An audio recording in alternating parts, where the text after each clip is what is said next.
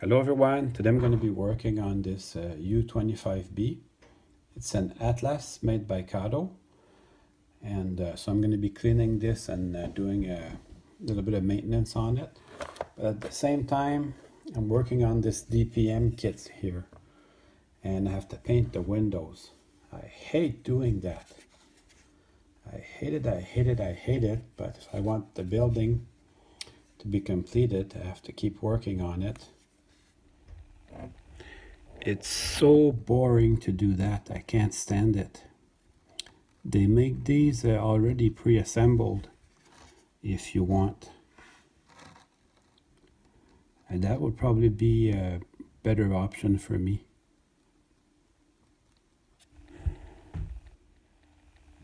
For sure, if you give me the choice, I would much rather work on my engines. So this little guy looks pretty good actually. It looks like new to me. But of course, I got a feeling it's been run. But it's been taken care of very well. So remember the trick to these for removing the shell. This is the old drive. It doesn't have contact strips. It doesn't have a bearing outside. The bearings here are inside. So this is the old one. It's probably 30 plus years old. So the trick to them is just to remove the handrails first. And that is just to prevent them from breaking. So we'll just remove that. And then I'll pull on the back of the shell here. That should just release it. Here we go. And then I can lift the front out. Being very careful to look at my handrails on both sides. It looks like it's going to come out pretty easy. Here we go. And then the bottom part of the shell, you have to shimmy it around to get to the top. And I like to work maybe more from the back than from the front. Yeah, U25Bs, they have 2 battery boxes, I guess. And that was, they stopped doing that after. The U23s and U33s, they don't have that. U25C had that, but then they stopped. So I'm going to keep pulling on this gently off camera. There's a little hump, and once you get it past that, then it becomes easy. So now we have the frame. The gas tank also, it's the same idea. You have to shimmy it. It comes out pretty easily. Now there's no contact strips to lose on these. And there's a little door on the motor. I don't get that 100% what it's all about, but there's a little door here that you can remove. So I'll just remove my light boards. The 2 lights with the light shield.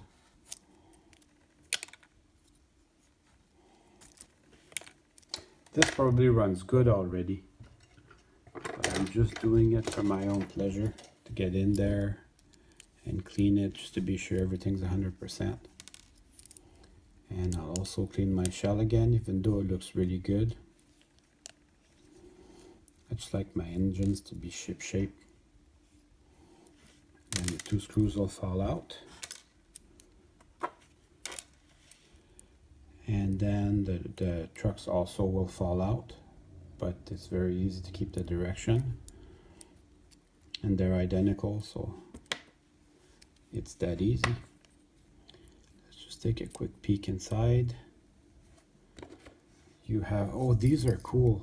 These here, you actually need those. These will hold the motor in.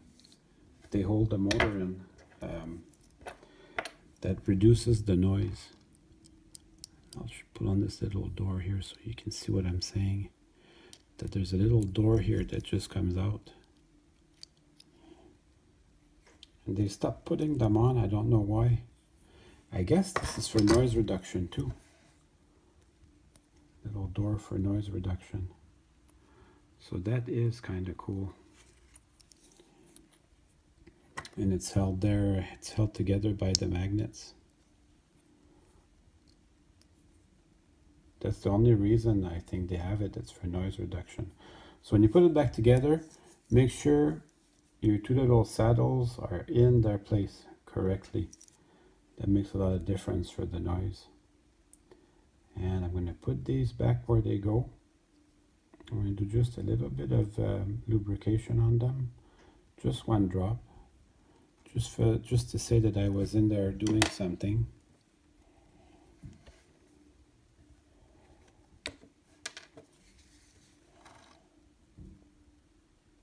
Just one drop is all you need.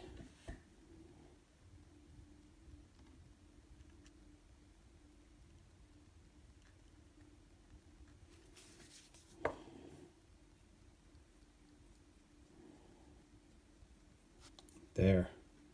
And then I'll work on the trucks. So this is very similar to the RS3. It's exactly like the RS1. So this has flywheels. The RS1 also has flywheels.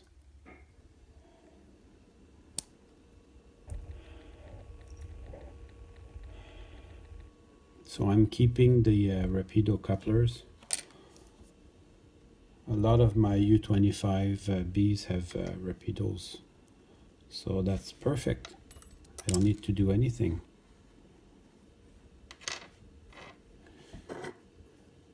I also dropped this little pin here. This little pin, it helps for contact. So when we put it back together, I won't be forgetting this. Let me just get my camera to focus here. So it looks like it has been run a little bit there. So I'm just going to clean this and put it all back together. This is the type of maintenance you do maybe once a year or every 6 months if you use your engine a lot. Actually, the best indicator is actually if it stalls. Anytime your engine stalls, you can expect that the problem is the wheels. So if it runs great, then no problem. But every time I get a new engine, I really like to get in there and inspect everything. So now I'm going to put everything back together. I don't put a lot of lubrication on these. I'll do maybe just a little bit since I have it here. But they don't need that much. They're really good runners. Now there's a new drive with the contact strips and the outside bearing. Honestly, it runs better. But I still like to buy these because despite being old, they do run very well. And like this one, it was in really good shape, so that was hard to pass up.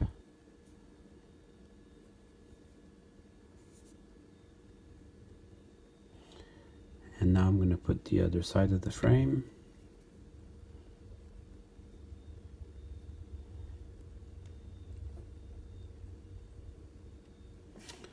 And my wheels. A lot of these U25Bs also, you can still get parts for them. So that's also very good news. And I do not want to forget my little contact strips. It goes opposite from the gears.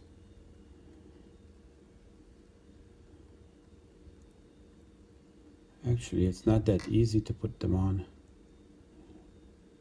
but I like to have it.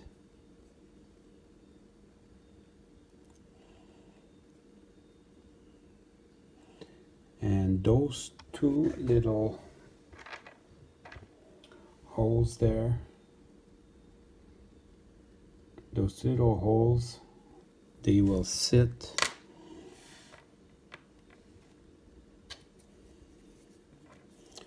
up on here, on these two little holes here.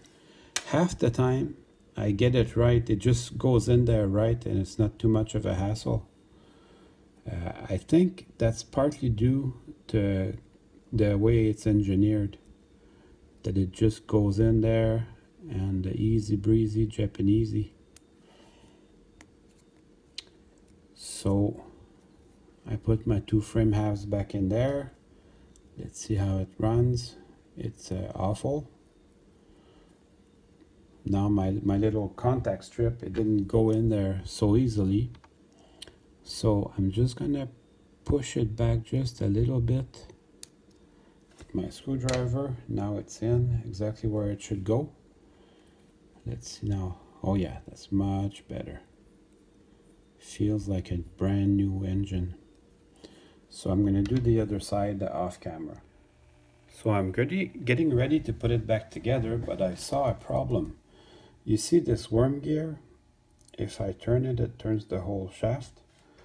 But this one, if I turn it, it's loose. So there's definitely a problem there. This engine would not work. And let's go find out what is the problem. The shaft doesn't seem to get to the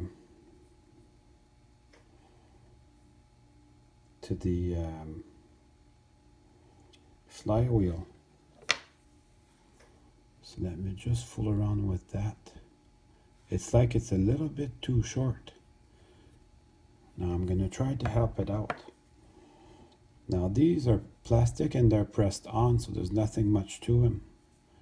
You can pretty much move them. Let me work on that off camera. So you see now you can remove it.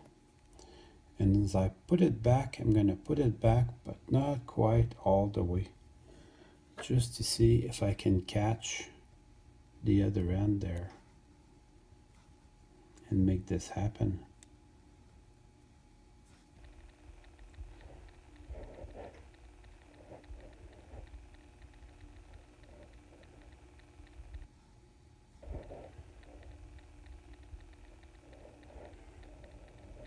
Yeah, it's like the shaft is too small.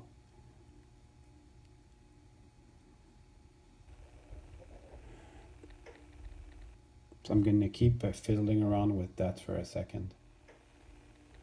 Now I have it up and running.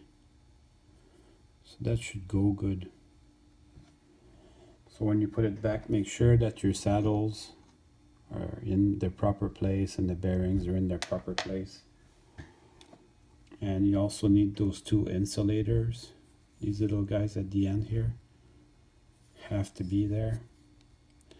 Otherwise it will not run. So I still have a little bit of slack here. This allows me to put my trucks in.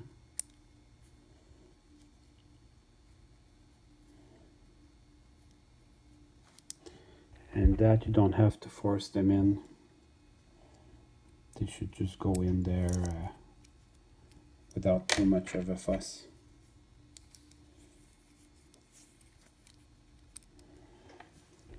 Again, I use gravity as my friend to hold them there. And next I'll be putting my two screws. And I'm also going to take a minute to test it out on my bench.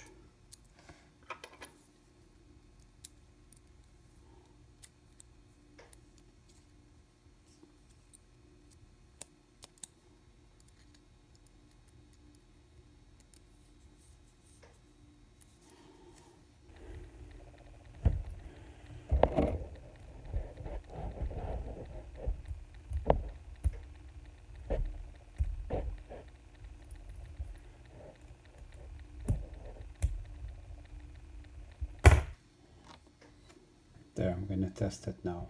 It's a lot easier to do this now than putting the shell on and then finding out later that there's a problem.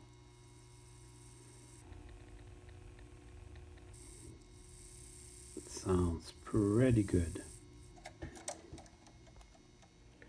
Well, that's enough windows and locomotive for today. I seriously couldn't handle doing all the windows in at one time. I have to do it over several days, a little bit every day. So that definitely helped. I'll do the front another day. Now let's get back to trains. So now all I have to do is put my shell back, and it's the same thing but backwards. I have to put my gas tank. The gas tank, it does have a direction.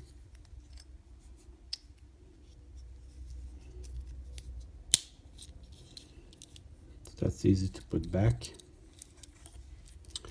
And I have to put my steps back on first. And that's the same thing, I have to shimmy it.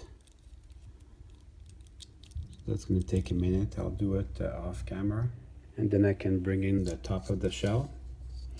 Now be careful that it doesn't break your handrails. So as you bring it in slowly. And then fit in your handrails on the side like this. Once they're on the side, you're okay. You can keep going.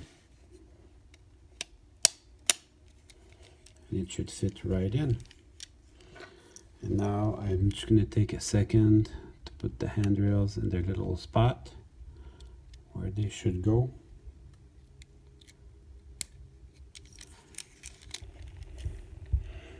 They have just a little hole where they go next to the window.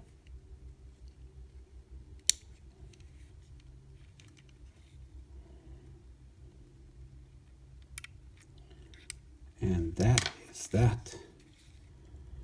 Looks marvelous. And now it's time to run some trains.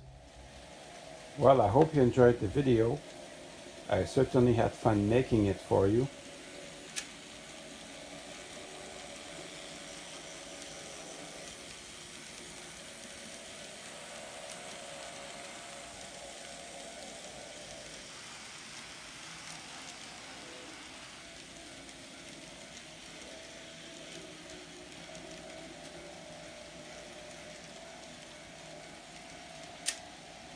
See you soon.